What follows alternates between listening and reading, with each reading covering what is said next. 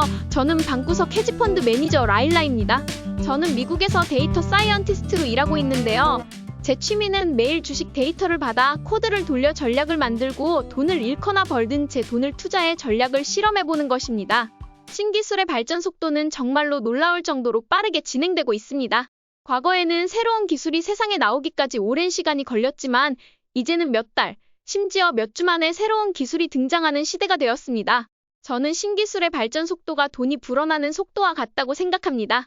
왜냐하면 신기술이 등장하면 그에 따라 새로운 시장과 기회가 생기고 이에 발맞춰 투자할 수 있는 좋은 기회가 찾아오기 때문이죠. 사람들이 새로운 기술에 적응하는 속도 역시 빠르게 변하고 있습니다. 2010년도에는 인스타그램이 1억 명의 유저를 갖기 전까지 2.5년이나 걸렸는데 12년 뒤 챗 GPT는 출시 후 단 2달 만에 1억 명의 사용자를 돌파했습니다. 이는 우리가 새로운 기술을 얼마나 빠르게 받아들이고 그에 따라 얼마나 빠르게 기회가 창출되는지를 보여주는 좋은 사례입니다. 그렇다면 이러한 기회를 놓치지 않기 위해서는 어떤 투자 전략이 필요할까요? 바로 이러한 신기술을 선도하는 기술주들을 포함하고 있는 나스닥, 그 중에서도 가장 거대한 100개의 기업을 모아놓은 ETF, QQQ에 투자하는 것입니다. QQQ는 닷컴버블 초창기 1999년 3월 10일에 등장했습니다. 이후 닷컴버블로 인한 급격한 하락과 2008년 금융위기를 겪었지만 지금까지 정말 아름답게 우상향하고 있습니다. 1999년에 QQQ 주식을 사서 매도하지 않고 보유했다면 750%의 엄청난 수익률을 얻을 수 있었습니다. 하지만 대부분의 사람들은 그렇게 목돈을 투자할 수 없고 월급처럼 현금 흐름이 들어오기 때문에 일정한 돈을 투자하는 것이 가장 좋은 방법입니다. 그렇다면 신기술이 점점 빨리 나오고 사람들이 그 새로운 기술에 적응하는 시간이 빨라진다는 말은 QQQ로 들어오는 자금도 더 빨라진다는 뜻일까요? 그렇다면 QQQ를 많이 보유하고 있으면 부자가 될 수 있을까요? 저도 곧 부자가 될 수 있을까요?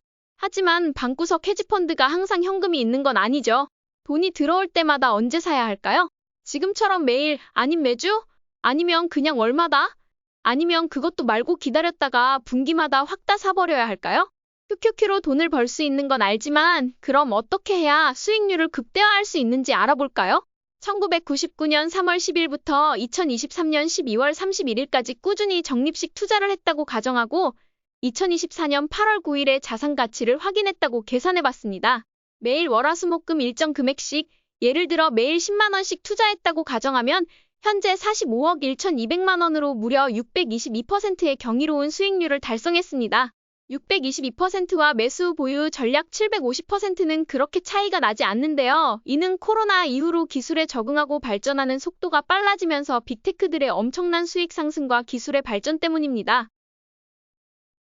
매주 투자한 경우 월요일에 투자했을 때 626%의 수익률로 가장 높은 성과를 보여줬고 화요일은 623%, 수요일과 금요일은 622%, 목요일은 620%로 가장 낮은 수익률을 기록했습니다. 매주 투자할 때는 월요일에 투자하는 것이 가장 유리했습니다. 매월 초에 투자했을 경우 624%, 매월 말에 투자했을 경우 623%로 매월 초가 더 수익률이 좋았지만 차이는 겨우 1%였습니다. QQQ의 경우 월말과 월초 투자 간의 차이는 크지 않았습니다.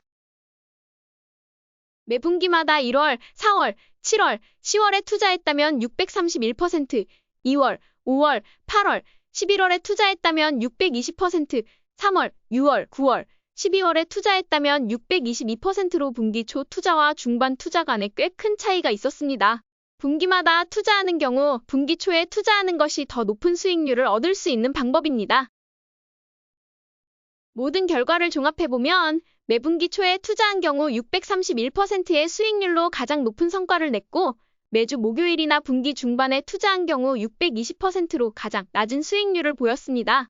하지만 결국 10억을 투자해서 73억 1천만 원을 벌던 72억을 벌던 부자가 되는 건 사실이죠? 그리고 가장 중요한 건 그냥 보유하는 방법으로 750%의 수익을 낸 것과 크게 차이가 나지 않는다는 점입니다. 이는 QQQ가 2001년부터 2009년까지 등락을 거듭하면서 횡보했지만 2020년 코로나 이후로 기술주들이 급격히 성장한 것과 관련이 있습니다. 결국 신기술의 발전이 눈에 띄게 빨라졌고 그로 인해 돈이 들어오는 속도도 예전보다 더 빨라지고 있습니다. QQQ의 적립식은 꼭 포트폴리오에 있어야 하는 좋은 전략입니다. 아무 생각 없이 기술의 발전으로 돈을 벌 수 있다니 정말 최고의 방법이죠. 이제 오늘도 방구석 헤지펀드의 매매일지를 함께 살펴보시죠. 먼저 매매일지를 살펴보기 전에 절망적인 소식을 하나 공유드려야 할 것 같습니다. 얼마 전 유럽으로 출장을 왔는데 로밍을 하지 않고 현지 심카드를 사용하다가 실수로 피델리티 앱을 열었습니다. 그런데 번호 인증을 하라는 메시지가 뜨길래 아무 생각 없이 몇 번 눌렀더니 그만 계좌가 단기 정지되고 말았습니다. 이걸 보고 저는 그야말로 절망에 빠졌습니다. 그러나 이럴 때일수록 침착해야죠. 곧바로 뱅가드와 찰스 슈왑에서 현금을 확인하고 찰스 슈왑을 통해 공포 매매를 진행했습니다. 3주 뒤 미국으로 돌아가면 피델리티에서 매수를 재개하고 찰스 슈왑에서 산 주식은 트랜스퍼할 예정입니다. 이제 저의 푸념은 그만하고 오늘도 방구석 헤지펀드의 시즌 1 알고리즘 전략들의 시그널을 함께 살펴보겠습니다. 8월 9일 시장은 다시 한번 상승하면서 TQQQ가 중요한 상승 모멘텀의 생명선 이동평균선 200일 이동평균선 위로 올라섰습니다. 다른 주식들의 가격과 이동평균선 관계에는 큰 변화가 없었지만 TQQQ의 상승은 눈에 띕니다. 피델리티 계좌의 정지로 인해 앞으로 3주 동안은 모멘텀 투자에서 매수 매도가 불가능하지만 공부는 계속될 것입니다.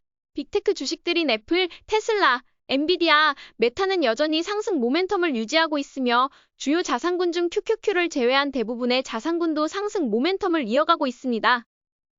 현재 시장의 심리는 여전히 극심한 공포 상태에 있으며 저는 급하게 찰스 슈왑 계좌에서 TQQQ와 SOXL을 매수했습니다. RSI 지표는 8월 5일 과매도 상태를 기록한 이후 점차 과매도 상태에서 벗어나고 있습니다. 비록 여러 가지 우여곡절이 있었지만 원칙에 따라 공포 매매 전략을 사용해 TQQQ와 SOXL을 11번째로 분할 매수했습니다. 다행히도 피델리티에서 자동으로 초장기 투자 계좌의 VO, QQQM, SMH의 매수가 진행되고 있고 스윙 투자는 잠시 중단할 계획입니다. 결론적으로 신기술의 발전 속도가 빨라질수록 사람들이 기술에 적응하는 속도가 빨라질수록 QQQ에는 더 많은 자금이 들어올 것입니다. 이런 관점에서 QQQ 적립식 투자는 신기술의 발전과 함께 자산을 늘릴 수 있는 강력한 방법이 될 수 있습니다. 새로운 기술이 등장하면 QQQ에 돈을 더 넣으시고 부자 되시길 바랍니다. 오늘도 저희 전략이 재미있으셨다면 좋아요와 구독 버튼 눌러주세요. 지금까지 방구석 헤지펀드 매니저 라일라였습니다. 감사합니다.